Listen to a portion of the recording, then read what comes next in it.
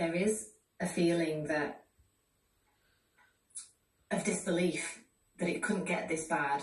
And every time a new decree was introduced, I kept saying, I didn't think it would get to this point. I didn't think it could get this bad.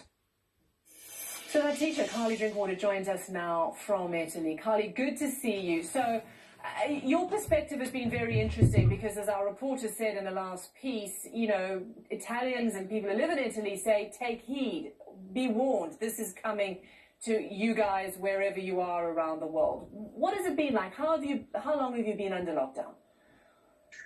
Well, we have been under full lockdown for 2 weeks now. We're entering week 3, but this is actually week 5 for me. Schools have been suspended for 5 weeks. But of course, the real feeling of oppression and lack of freedom started 2 weeks ago. And even 2 weeks ago, it wasn't as serious as it is now. There seems to be a new decree out almost every day. So we think we have to do one thing, but then as the cases rise and the death toll rises, another decree comes out telling us, now we have to do this, now we have to do this. And now we're at a point that we are effectively under house arrest. The only thing that we can do is go to the supermarket or go to the pharmacy, but that is with documentation. You must keep ID with you, you must keep paperwork, and it has to be signed with all your information, personal details, and you have to specifically write what you're doing. So, for example, here's an example of one, and I have to write, I'm going to do the weekly shop. And that's actually a point in itself. You can't just go to the supermarket as an excuse. They've even specified you can't go to the supermarket and buy a pint of milk or a loaf of bread. You must be going to do a weekly shop. And there are checks in place. There's security on the door, and there are police patrolling as well. Yeah, and as you say, this is not inconceivable. This could be rolled up here in America or in other parts of Europe or in Asia. And do you think it's working?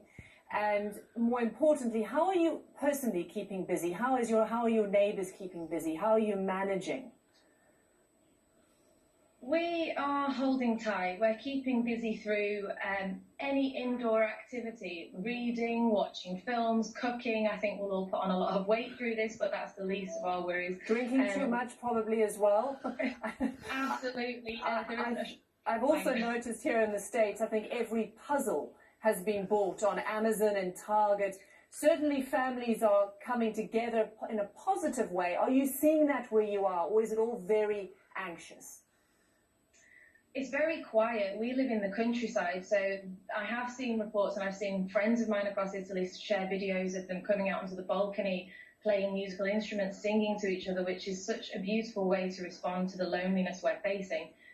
But in the countryside, it's just really, really quiet. Nothing is really happening. The beautiful side is we can hear the birds, and we can appreciate the nature really calmly, apart from when the police cars come around and put the speakerphones on to tell us to stay inside, which we are definitely already doing.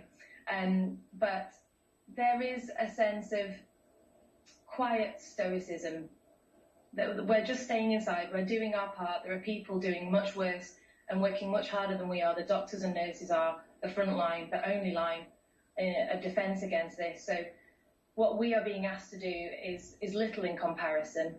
Yeah, a sense of perspective there. Carly, thanks so much. It's wonderful being reading all of your blogs and your conversations. Keep it up. Thank you. Thank you. Okay, so let's go to South Africa.